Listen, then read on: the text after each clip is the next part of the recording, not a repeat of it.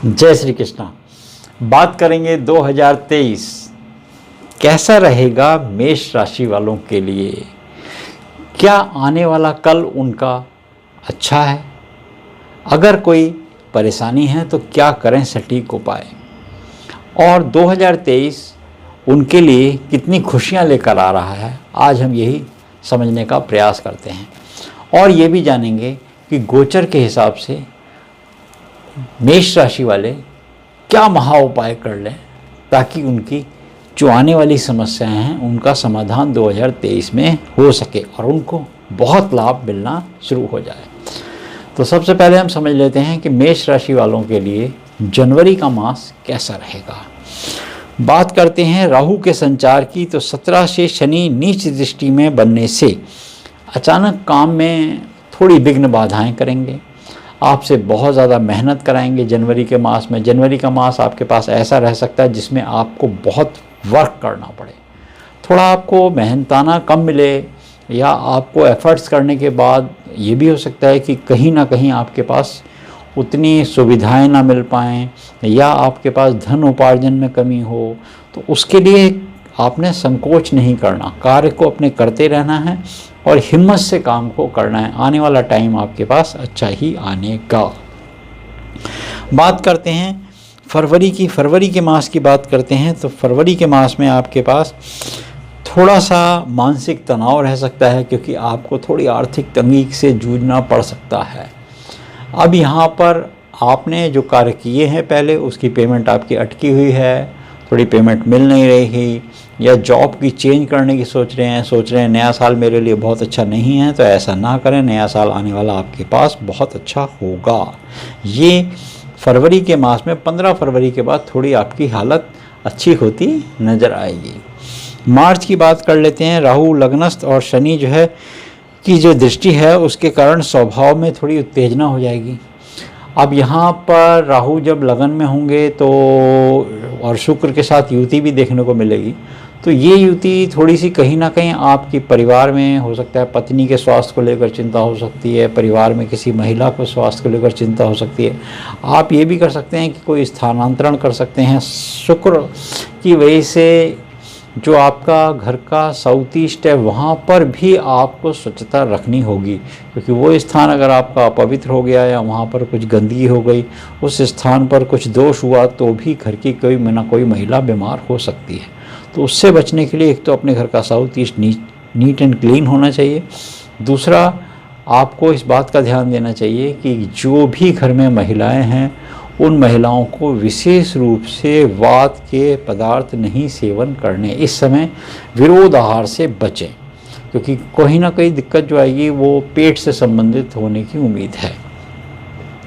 बात कर लेते हैं अप्रैल के मास की। अप्रैल के मास मंगल तृतीयस्थ होने से यहाँ पर आपको वाहन का सुख मिल जाएगा, क्योंकि मंगल आपके 3rd हाउस में आ जाएंगे मार्च में, देखने को मिलेगा कि, और यहाँ पर चंद्रमा के साथ भी कभी कभी योग बनेगा उनका, ऐसी युक्ति देखने को मिलेगी। तो उसमें कहीं आपके पास भूमि, वाहन, इसके योग बनाएंगे। कहीं आपने प्लानिंग करी हुई है कोई गाड़ी खरीदने की, कोई प्लॉट खरीदने की, कोई घर खरीदने की, तो ये महीना आपके पास बहुत अच्छा होगा। जिस महीने में अप्रैल में आप प्लानिंग कर सकते हैं। आने वाले समय में यहाँ पर कोई नया मेहमान भी घर आ सकता है, परिवार में, कुटुंब में भी यहाँ बढ़ोतरी हो सकती है, क्योंकि ये परिवार के ग्रह पराक्रम भाव में हैं। तो कुटुंब परिवार में आपको कोई ना कोई बढ़ोतरी भी हो सकती है। ये बढ़ाता है, संपत्ति को बढ़ाता है, यश को बढ़ाता है, कीर्ति को बढ़ाता है, ऐसा ये योग बनाता है, देखने को मिलेगा। तो मेष राशि वालों के लिए जो अप्रैल का महीना होगा उस समय ऐसा संचार होने से आपके लाभ होने के संकेत मिल रहे हैं। मई की बात करते हैं। सूर्य, गुरु और राहु के योग ये 14 तारीख से दिखाई दे रहा है यहाँ पराक्रम के भाव में। यहाँ पर देखें, इसके बाद आपको 10 मई से मंगल नीच कर्क राशि में होने से थोड़ी जो विघ्न बाधाएं हैं वो आपकी दूर तो हुई हैं।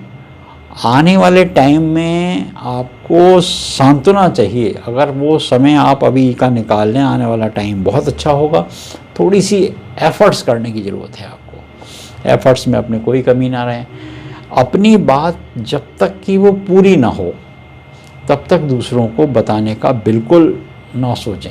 देखो, चाँद निकलेगा दुनिया देखेगी, आपने गाना नहीं है, आपने बहुत ज़्यादा किसी को अपने कार्य के एफर्ट्स को नहीं बताना, अपने कार्य की प्रगति को नहीं बताना, अपने कार्य की खुद सराहना नहीं करनी, क्योंकि नज़र दोष बहुत ज़्यादा योग बने हुए हैं लगने के। जून की बात करते हैं तो जून में मंगल नीच स्थिति में होने से, शनि के साथ दृष्टि के संबंध होने से यहाँ पर मानसिक तनाव, पेट की गड़बड़ी कर सकते हैं। बहुत ज़्यादा घूमने जाने की प्लानिंग है आपकी, बाहर का खाना खाने से बचें, बहुत ज़्यादा स्पाइसी फूड से बचें, क्योंकि पेट के रोग आपको सता सकते हैं। आपके कहीं ना कहीं ऐसी एफर्ट्स आप कर रहे हो कि बाहर जाने की प्लानिंग है, वो तो बहुत अच्छी है, सैर सपाटे के लिए भी बहुत अच्छा है, घूमने के लिए भी बहुत अच्छा है, प्लानिंग भी आपकी बहुत अच्छी हो सकती है। मित्रों से भी अनबन जो चल रही थी वो भी दूर हो सकती है आपकी, ये संकेत हैं अच्छे।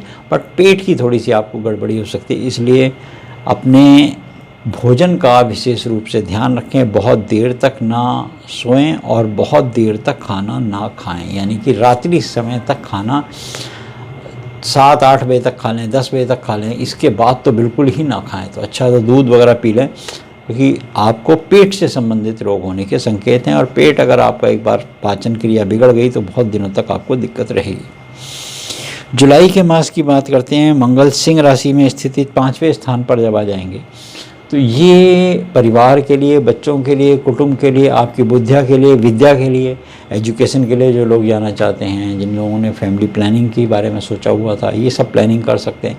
ऐसे स्थिति में आपके बच्चों को उपलब्धि में मिल सकती है, नए एडमिशन भी मिल सकते हैं, नए एडमिशन के योग भी बन सकते हैं। कहीं ना कहीं आपके बने जो बिगड़े हुए काम हैं वो बनते नज़र आएंगे। कुछ ना कुछ आपके जो व्यवधान हुए थे, बहुत दिनों से रुकावटें आई हुई थी, पेमेंट को लेके आई हुई थी, या किसी से आपकी बात बन नहीं रही थी, वो सारे काम यहाँ पर आपके पूरे होते नज़र आएंगे। इसके बाद बात कर लेते हैं अगस्त के महीने में। अगस्त के महीने की बात कर रहे हैं तो 18 से मंगल षष्ठेष्ठ रहने से उसके बावजूद भी आपको उपलब्धि मिलेगी।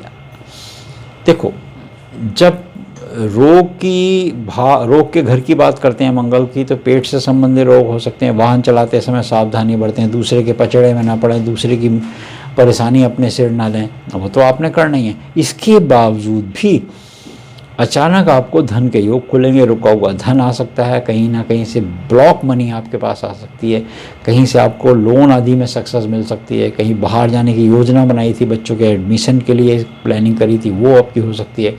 कारोबार आपका बहुत ज़्यादा बढ़ सकता है। जो लोग खाने के काम से जुड़े हैं उनको बहुत सफलता मिल सकती है। जो लोग कहीं ना कहीं मार्केटिंग का काम करते हैं, जो लोग कहीं लीडरशिप का काम करते हैं, उनको बहुत फ़ायदा हो सकता है। नेताओं को बहुत फ़ायदा होता है। अभिनेताओं, इस पीरियड में ये सब योग बने हुए हैं, क्योंकि वो लॉसेस जो थे उसको कवर करा देता है।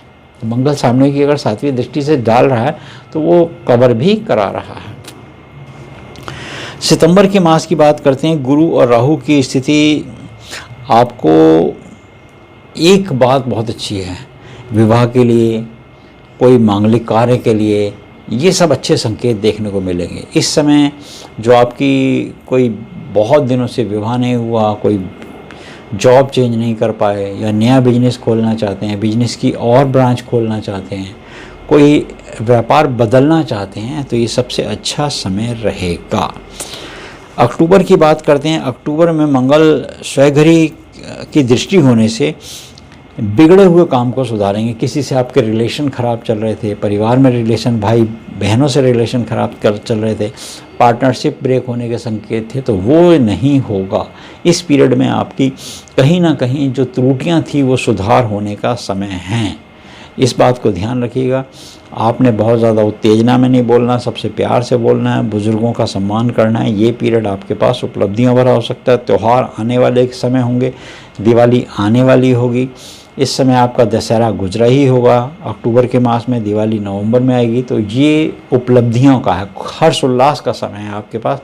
आप नया घर का सामान खरीद सकते हैं, अचीवमेंट कर सकते हैं, नवीन वाहन के लिए भी बुकिंग करा सकते हैं।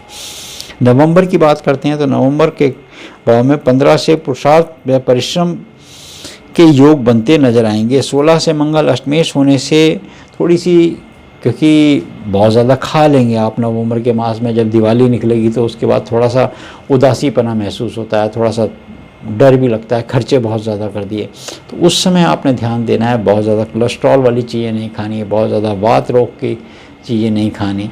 तो खान पीन के मामले में एहतियात बरतें, खान पीन के मामले में नियमित रहें, अपनी रिपोर्टें प्रॉपर करा के रखें, उससे आपकी सेहत भी दुरुस्त रहेगी। और प्रथम सुख निरोगी काया, अगर आपकी सेहत दुरुस्त रहेगी तो कम से कम आपको वो परेशानियों का सामना नहीं करना पड़ेगा।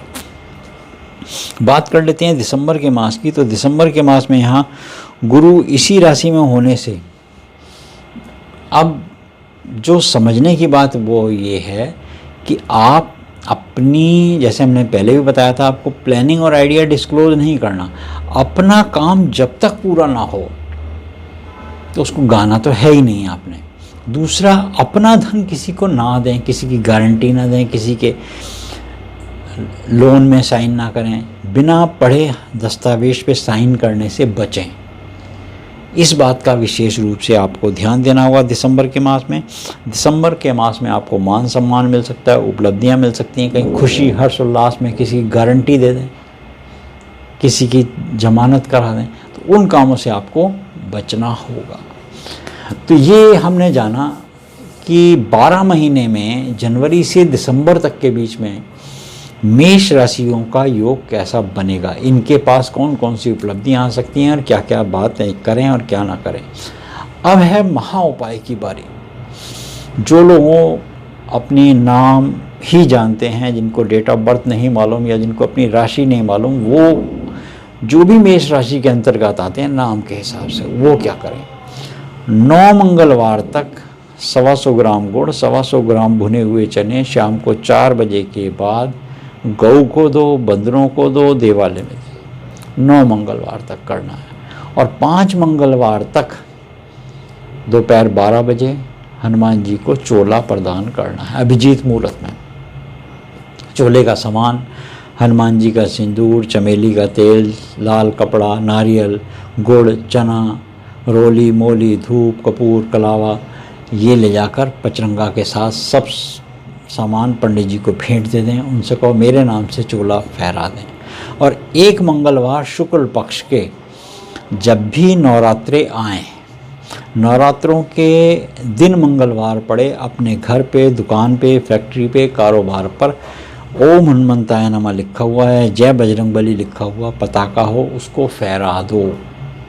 ये बड़ा सरल उपाय है।